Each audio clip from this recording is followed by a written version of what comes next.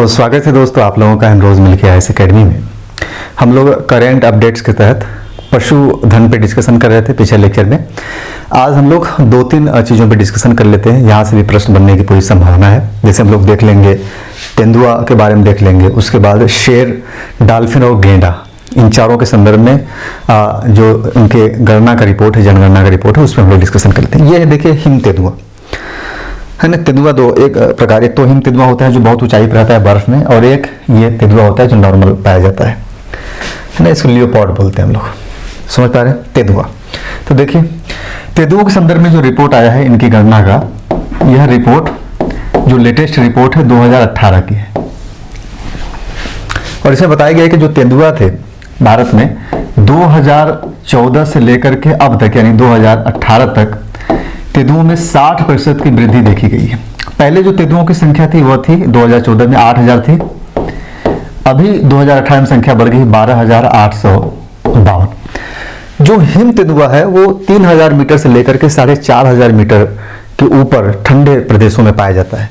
Him तेंदुआ, ध्यान रखिएगा, हिम तेंदुआ, हिम तेंदुआ कितनी ऊंचाई पाया जाता है? 3000 मीटर से लेकर लगभग 4500 मीटर तक ऊंचाई पाया जाता है। कुछ जैसे हिम तेंदुआ भारत में कहां पाया जाता है? ये नंदा देवी में पाया जाता है,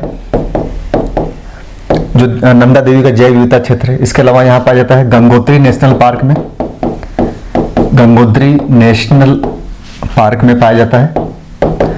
और उसके अलावा एक है Askot wildlife sanctuary, wildlife sanctuary, Askot wildlife sanctuary. तो हिम तेंदुआ देखिए 3000 से लेकर के 4500 मीटर की ऊंचाई पर ठंडे प्रदेशों में नंदा देवी, गंगोत्री नेशनल पार्क और अस्कोट वाइल्ड लाइफ सेंचुरी, यहाँ पे हिम तेंदुआ पाया जाता है। ध्यान रखिए, तेंदुआ की बात नहीं हो रही है, हिम तेंदुआ की। इसके अलावा हिम तेंदुआ संरक्षण के लिए देश का पहला एक केंद्र बनाया गया है। वह केंद्र बनाया गया है उत्तरकाशी, ध्यान रखिएगा, उत्तरकाशी की भैरव घाटी में, भैरव घाटी में एक स्थान, इसका नाम है लंका। हिम तेंदुआ संरक्षण केंद्र बना है और ये देश का पहला हिम तेंदुओं के लिए संरक्षण केंद्र बना है उत्तरकाशी में, भैरव घाटी में, लंका नामक स्थान पे। अब आइए तेंदुओं की आबादी की बात कर लेते हैं। क्या लगता है आपको तेंदुआ कहां पाया जाता है सबसे ज्यादा? देखिए यहां से प्रश्न आप लोगों के आएंगे ना, एकदम 100% आप गलत करके आएंगे, क्योंकि तेंदुआ आपके दिमाग में चलेगा ठंडा और मार के आएंगे उधर। तो जब तेंदुआ की हम लोग बात करते हैं टोटल मिला करके, तो सबसे ज्यादा जो तेंदुआ पाया जाता है वो एमपी में पाया जाता है। संख्या है 3421 पाया जाता है। दूसरे नंबर पे है कर्नाटक, जहां पे 1783 है, और तीसरे नंबर पे है महाराष्ट्र, जहां पे 1690 तेंदुआ पाए जाते हैं। जो तेंदुआ दिवस मनाया जाता है, सॉरी हिम तेंदुआ दिवस, हिम तेंदुआ दिवस मनाया जाता है, ध्यान रखिएगा, डेट 23 अक्टूबर को मनाया जाता है। और आपको बता दें कि जो लद्दाख है, लद्दाख का राजकीय पशु भी है हिम तेंदुआ, और लद्दाख का एक स्थान है हेमिस, ये लद्दाख में पड़ता है। इसे विश्व के हिम तेंदुओं की राजधानी कहा जाता है। लद्दाख में जो हेमिस है उसे विश्व के हिम तेंदुओं की राजधानी बोलते हैं, ध्यान रखिएगा, क्या बोलते हैं? राजधानी बोला जाता है। और कहते हैं कि विश्व का कुल 60% तेंदुआ भारत में पाया जाता है। ये तो हो गया तेंदुओं से जुड़ी हुई चीजें। अब आइए आगे बढ़ते हैं, शेर की बात कर लेते हैं। ये है शेर, शेर इन द सेंस जिसे बोलते हैं हम लोग बब्बर शेर जिसे बोला जाता है। और ये बब्बर शेर भारत में सिर्फ एक ही जगह पाया जाता है, गुजरात में, गिर अभयारण्य में, ध्यान रखिएगा। तो ये है बब्बर शेर, इन्हें बोलते हैं हम लोग बब्बर शेर। ये सिर्फ एक जगह पाया जाता है, गिर अभयारण्य में। ये गिर अभयारण्य कहां पड़ता है? गुजरात में, गुजरात में, ध्यान रखिएगा, गुजरात में पाया जाता है। इनका निवास एक ही जगह है भारत में, सिर्फ गुजरात के गिर अभयारण्य में।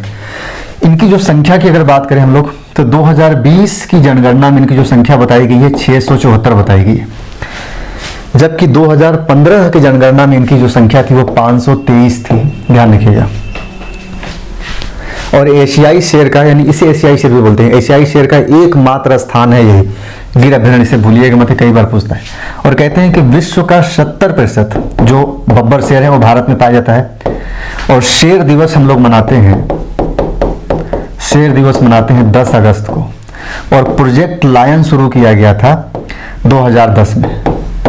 तो ये है अपना बब्बर शेर जो गुजरात में पाया जाता है, बड़े बड़े बाल होते हैं।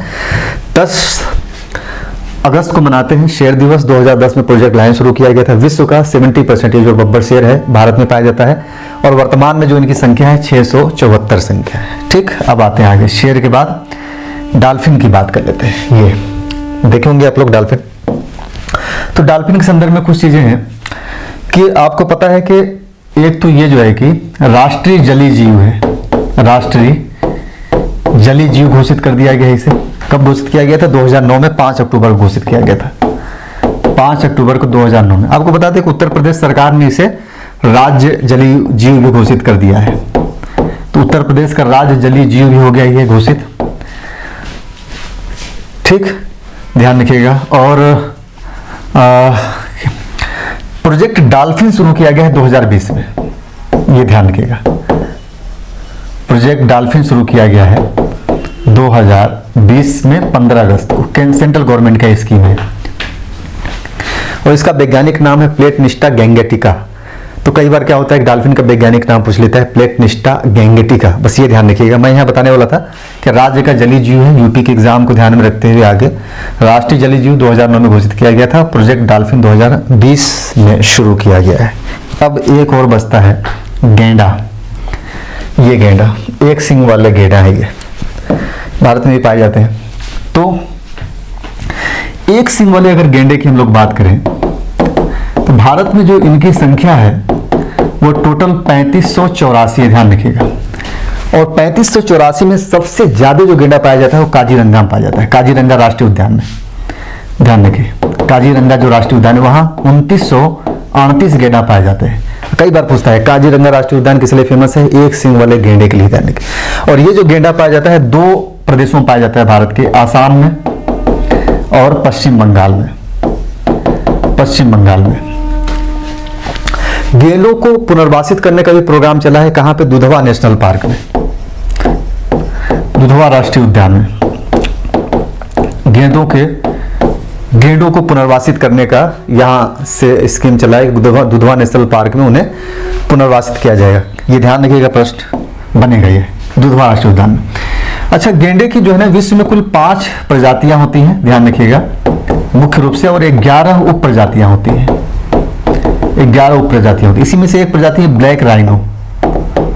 ब्लैक राइनो ये एक्चुअल में ब्लैक राइनो कहा जाता है कि लुप्त प्राय प्रजाति है, यानी गेंडों की ऐसी प्रजाति है जो लुप्त होने वाली है। तो इसको संरक्षण के लिए विश्व बैंक ने बॉन्ड जारी किया। तो ये प्रश्न बन सकता है कि गेंडे की किस प्रजाति के लिए विश्व बैंक ने बॉन्ड जारी किया था? Black rhino.